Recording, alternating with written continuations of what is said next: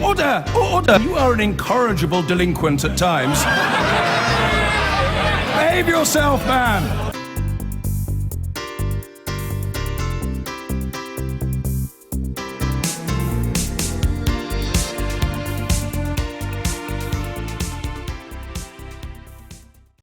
With me here this week, two more MPs, Mike Freer, Conservative MP for Finchley and Golders Green, and Catherine West, Labour MP for Hornsey and Wood Green. Welcome to you both. Can we start this week by looking at how the finances are shaping up of some of London's key services? Transport for London's got to find savings of £4 billion over the next 5 years, and this week Sadiq Khan, who's presenting proposals for his first budget, of course, says he needs to put £4 on people's council tax bills. That's to compensate for cuts to police budgets. Mike Freer, perfectly justifiable then, I suppose, even though Boris Johnson froze. Times have changed. Well, I'm not sure. I've not seen the justification why he thinks he needs to put up council tax to pay for police numbers. As you say, because Boris was able to cut his precept and increase police numbers. So quite because the budget's gone down since. There's now £18 million hole, so he has to fill it. Well, I think he's got bigger fish to fry in terms of his black holes. But in terms of, I'd like to see the full detail of how he's going to address all of his spending pledges, not just the ones on policing, because he has made some promises and written some blank cheques he may not be able to cash. I seem to remember when he was campaigning to be mayor, Catherine, he didn't want to oppose Boris Johnson's freeze. In fact, he was reducing it in the final year of his mayoralty, but now he's gone and put it up. Well, I think over the 4 years there will be a very small increase because, as you say, it's £4 a year, which is a cup of coffee and a croissant for most people. And what that will give us is more bobbies on the beat, because we know that numbers have been reduced over the years. And what people tell me is that they're worried about particularly violent crime.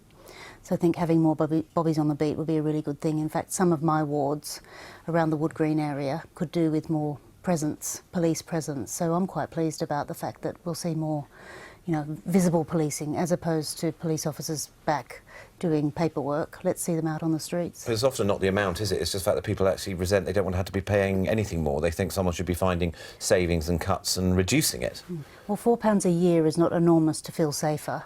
And I think after housing, I think feeling safe is the number 2 in terms of Londoners' expectations and what they'd like to be seeing the city feeling more safe, feeling Fair enough. more. £4 a year. Did Boris Johnson make a little bit, make a meal of the fact he was freezing council tax? It's not very much the mayor's share of things. Most of it comes from local authorities. Well, it was quite a big increase under Livingston, and I think what Boris was trying to do was reverse those hikes that he'd inherited. People were feeling that they'd been hammered under Livingston, and certainly when I do my resident surveys, like many MPs do, and actually council tax remains a high issue. It's the biggest bill they face after their mortgage, and so people do feel they want to see value for money. They may well say £4 enough if they feel totally confident it's well spent, and that will be the litmus test. OK. Well, here's another impending financial headache. Some say the most serious of all at the moment, social care.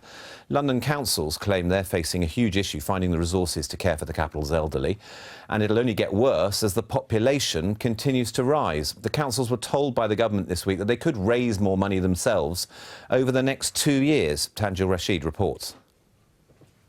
An ageing population and falling funding for local government, social care is said to be in crisis, and the government has come under fire. This social care crisis forces people to give up work to care for loved ones because there isn't a system to do it. They should be cared for by all of us through a properly funded social care system. Get a grip and fund it properly, please. Their response, allowing increases to council tax bills to spend more money on social care. Last year, we agreed to the request by many leaders in local government to introduce a social care council tax precept of 2% a year, guaranteed to be spent on adult social care. We will now allow local councils to raise this funding sooner if they wish.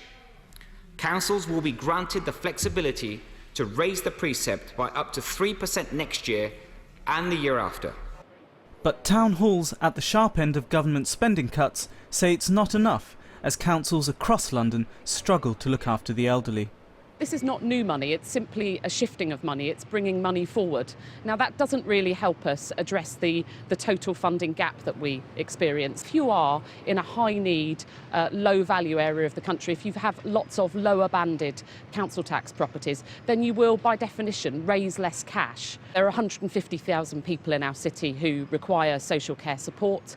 By 2020, London boroughs as a whole will have an £800 million funding shortfall in adult social care. Figures from an MP's Freedom of Information request seen by Sunday Politics show there is already substantial variation in how much councils spend on social care. Richmond Council devotes £815 a week per person on residential care for the elderly. But if you're old and in need of residential care in Lambeth or Greenwich, your council will spend half of that looking after you. Care providers say the challenges are particularly acute in London. London is very expensive to live in. So when you're working in a lower wage organisation, it is very difficult to be able to sustain yourself in London. Demographic and financial pressures make the problem seem intractable. But one former care minister has some ideas for a solution. What we really need is a radical overhaul of the way in which we pay for social care in this country. I think what we need now is a hypothecation, an earmarking of national insurance, so people know when they see their pay slip that the money that is being paid for national insurance is going towards their health care and their care services. Want to go out over the park, sweetheart? The new measure provides for the elderly over the next 2 years. But as the population continues to age, how will councils care for the elderly in the years beyond? Well, you've both led London authorities, not long ago. Catherine, what do you make of this? How are councils going to manage? Well, it's better than nothing, but it is just a sticking plaster for what is a terrible situation. I mean, I've had a 100-year-old woman, her daughter came to see me. Her daughter's actually in a care home because she's 70, and her mother's actually been reassessed and having care taken away from her. But she can't get to the toilet on her own, she can't get herself out of bed. So if you're 100 and you need care, then and you're not getting it, it does show how terrible the situation's become. And I know that that's across London and across many of the very expensive parts of the country where we're seeing that sort of collapse, including the care homes, of course. Some care homes are saying that the money that they get from the government just isn't enough, from councils just isn't enough. Did you expect the government to actually come up with more cash rather than just kind of fiddling around and allowing councils to raise it over these 2 years? They're going to have to recoup it, aren't they? They're going to have to lower their council tax in the third year. And the thing is, that's just such a short-term vision when we know that we have more people, thank goodness, who are living longer. That's great. But equally, they do have more expensive needs for a longer period. And so this 2 or 3 year deal isn't going to really help us. And it's not going to help the NHS because, as we know, a night in a hospital costs about 3 or 4 times what it would cost in a care home or in your home, looking after you through domiciliary care. Mike, London Council's there, representing all 33 boroughs of both parties, or both the main parties, and Liberal Democrats as well. Do you share Catherine's concerns? Indeed, I used to be the lead member on London Councils for adult social care. It is a perfect storm of rising costs of operating care homes. There's the difficulty recruiting quality care workers. On top of that, you've got people who are not just living longer, but becoming more dependent. So the health issues all come together to make a crisis in our care system. And I think what the government's announcement will do will buy a little bit of time, but perhaps we need a much more fundamental review, perhaps even revisiting the idea of a national care service. So particularly in London, you can be on one side of the Edgware Road and get a different form of care than you can on the other side because they have different criteria. And I think that needs to be looked at so we have a better way of integrating the NHS as well as social care, and it's fair for our residents across the whole of London. But in the short term, you're not surprised that there was not more money found for this acute issue, and rather than perhaps transferring the burden again onto local authorities, raising the council tax and thus taking the political blame for that as well? Well, I would like to have seen, I would always like to have seen a bit more money on genuine frontline services. I think what we're seeing is the new Chancellor being very, very cautious until he sees what the financial landscape looks like in the next few years. And so he's not overly committing himself. He's naturally a cautious Chancellor. So whilst he might have been tempted to write a cheque, I think it gets us out of a sticky position for maybe a year or two. And then hopefully Philip Hammond will be able to say, right, now we can provide a proper solution. But rather than just throw more money and write a bigger cheque, I'd actually like a proper conversation about what our social care and NHS should be doing together and how it should be funded across the UK. What about the Liberal Democrats who are not for the first time, mooting this idea of hypothecation, but hypothecation in this instance with national insurance for adult social care? I think we should look at everything, and everything should be open for debate. But I think what's important is just that, the government really devotes some policy time to this, because what my worry is Brexit coming around the corner as well. The sort of recruitment crisis we could possibly have in the NHS and in social care could actually make the situation worse. Is this something that you could see consensus being built? And Sarah Wollaston, the chair of the Health Select Committee, certainly says that. That's Is that right. where your party, Jeremy Corbyn, would be prepared to sit down in a consensual fashion on this? If my recollection's correct, and I'm sure Mike will tell me, I think it was 2010 that we did actually have a party, the cross-party grouping, which looked at this, which had some suggestions, and then the whole bogeyman of the inheritance tax situation flared up.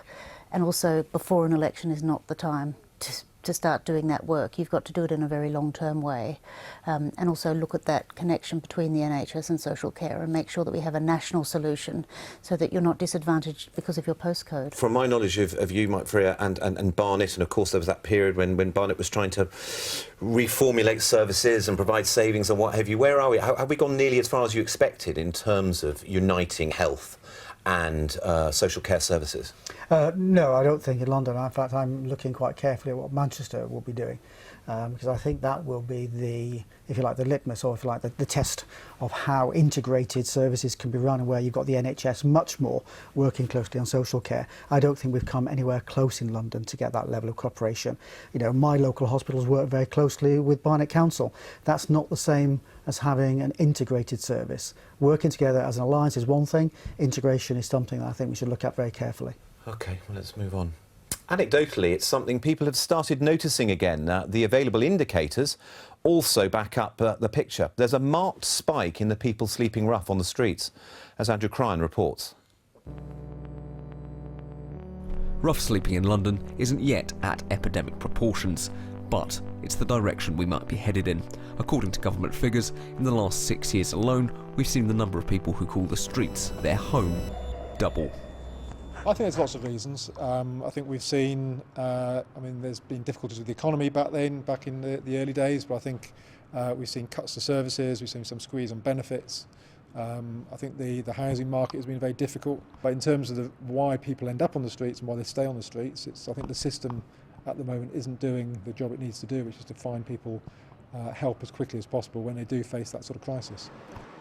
And on the streets every night, outreach teams from the homeless charity St Mungo's look to help people in that position. Not long ago, one of the team we caught up with, Adrian Godfrey, was a rough sleeper himself. He ended up homeless after going to his local council for help, but instead being given this blunt message. I could basically fend for myself. I had no kids or anybody like that I had to,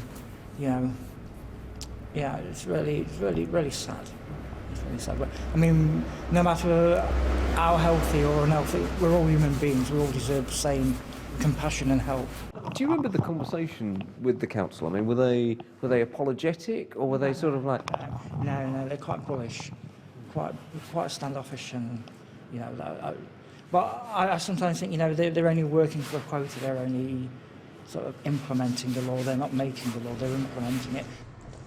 But those rules might be about to change, in a large part thanks to this man, the Tory MP Bob Blackman. He's steering a private member's bill through Parliament designed to stop experiences like Adrian's from happening by forcing local councils to help people who declare themselves homeless. So what we're trying to do is to say, turn that on its head, so that if you're facing this crisis in your life and you go to your local authority, they won't say, oh, sorry, we've got nothing to do. Up to 56 days before you become homeless, they'll produce a plan which will be agreed actions between the applicant and the local authority on getting the applicant somewhere to live. People will get the help and advice rather than ending up on the streets and, very sadly, a spiral of disaster really down into what ends as death in many cases. But Labour say Bob Blackman's bill isn't enough. This week they promised to eradicate rough sleeping completely if they formed a government, allocating thousands of housing association properties to rough sleepers. But for that to work, people will need to accept the help. Just now I've been to have a chat with a client who's quite well known to us. He has been housed in the city a few times, but he's quite an old school entrenched rough sleeper. And most recently he had some issues in his accommodation around his benefits, and this has led to him abandoning the accommodation and choosing to sleep rough. With someone like him, he's quite hardened to the weather, and he doesn't really acknowledge that it's an issue for him sleeping out. It's much easier if people are threatened with sleeping rough, then having the opportunity to getting all the help, all the advice that they need, so they never actually get to this stage. Because after they get to this stage, it's a long and complex process. But while politicians draw up plans, the reality for people sleeping on the streets this Christmas is that it will be dark, cold, and dangerous. Catherine, are people going to believe you? They're not going to believe you're going to be able to eradicate it completely, because we've seen how difficult it's proved. It has got to scandalous proportions. A Tory MP crossed the river the other day on Westminster Bridge. A homeless man had passed away over the night, and that's the kind of thing which really, in the fifth most wealthy country in the world, we can't really accept that level of rough sleeping anymore. It's just unacceptable. No, but one anecdote, but we've also heard in the film that a lot of these people are hard to reach to get into to help. They won't take that kind of accommodation anyway. I know, but if you combine the reductions in the London housing allowance, which means St Mungo's and those kinds of charities simply cannot afford the rent anymore in the inner London area, and by offering people things which are outside London, what's actually happening is that people are just returning in to London, and there's nowhere for them to be housed. And so what the plan that Labor would enact is basically to try and get more properties through the housing associations. And housing associations tell us that this is doable. And I just feel that homelessness is not inevitable. There's a bit of a feeling that homelessness is inevitable. I'm sure that there is a small amount that is, but rough sleeping is just out. Have you noticed how many more beggars there are outside nearly every single tube station? It's just not acceptable. Mike Brown, I just wonder what you were feeling about this as enabling kind of Labour to take this kind of moral high ground on here, because will you accept people are saying they're beginning to notice? Well, I think there's two issues, the homelessness issue and the rough sleeping, and two very different issues. And certainly in my own casework, dealing with rough sleeping is very difficult, because quite often there are people who are resistant to help, or often the mental health issues are combined. So it's not just about saying, well, we'll get the housing associations to allocate flats. If it was that easy, we could do it tomorrow. It takes much more of a multi-agency approach. So yes, I agree. I'm sorry to interrupt, but why on earth? I mean, it does, but why? The pledge that was made by Boris Johnson, that there should be, that he'd reduce it and he'd get rid of it altogether. No second night out. It's doubled. It's doubled in the last few years. Well, the no second night out has been very successful, but what we need to ensure, and this is something which I keep talking to the health minister on, is the extra money that's been pumped into mental health just doesn't seem to be getting down to the sharp end. We keep being told there's 100 million extra, and yet I can't see it on the ground.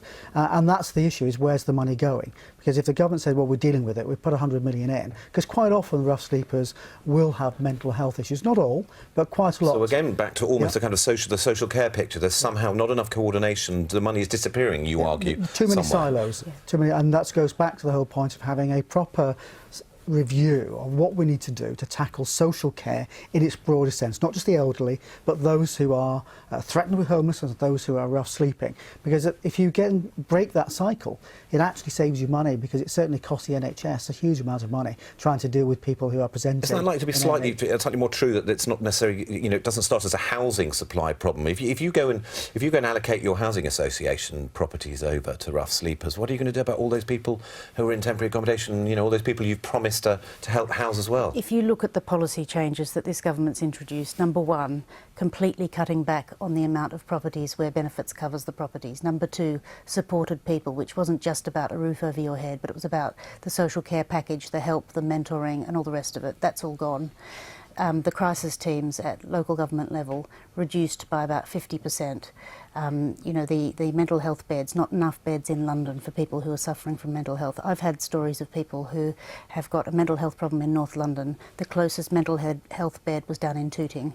You know, we are in a complete meltdown because public services just do not feature. Would you accept that, a on the meltdown? Would you be radar. worried that this is suddenly going to become quite an issue again for London, and it's going to affect the perception not just in this country but abroad? Yeah, I mean, I don't disagree in entirety. I do think there's a bigger picture. The whole issue of housing is a big problem in London, and that affects whether people are in work or out of work, whether they're actually in a home or homelessness or rough sleeping. It's a bigger issue than just tackling rough sleeping. It needs that big piece of work to tackle housing in London and all of the issues it creates if we get it wrong. OK. Well, now it's time for the rest of the political news in 60 seconds.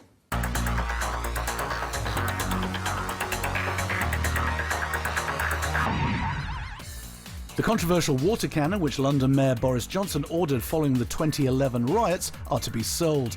The 3 cannon cost £90,000 in 2014. The following year, then Home Secretary Theresa May refused to give permission for them to be used on safety grounds. London Mayor Sadiq Khan said the money raised from their sale will help tackle gang crime. A US firm could be stripped of a contract to provide probation services for offenders in London. A report said that probation services in the north of London had deteriorated to such an extent since MTC Novo took over that people were more at risk as a result, and that this was unacceptable. A House of Lords report has said that thousands of jobs could be lost from the city if ministers do not agree on a deal on single market access, and called for urgent action to secure a transitional deal on EU passporting rights for the financial sector.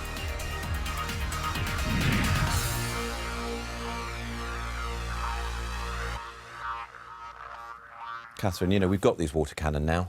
May not be able to find a buyer. Why don't we keep them just in case we needed them because of social disorder? What a complete waste of money. I'm sorry, but this is one of Boris's white elephants, which was just a complete and utter waste of money. It was about building up his own ego, when actually the needs of Londoners are more police on the streets, more community cohesion, more of that sort of work, not just wasting people's money, you know, taxpayers' money, wasting it on something Mike, for ridiculous any thoughts on what like we could this. do with them if we were unable to sell them? What could we use them for? Well, if we can't sell them, then maybe we should erect one in Victoria Gardens as a monument. To Boris. But in terms of the general issue about the water cannons, they weren't suitable to London. I mean, they're not flexible enough, they're not manoeuvrable enough. Many of our streets are too narrow.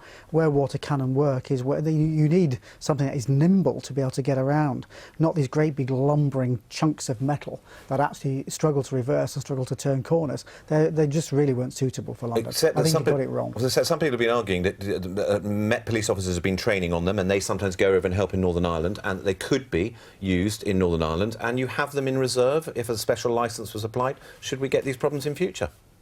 We need high-quality policing by consent, which works with people, which tries to have proper policy discussions so that you don't end up with the politics and the decisions people don't like, and that you work with people to resolve problems. The best sort of law and order and public order policing is done by many of our very well-trained Met police. Let's spend it on training, let's spend it on understanding the community. We'll wait and see who buys them. To you both, thanks very much indeed for coming in.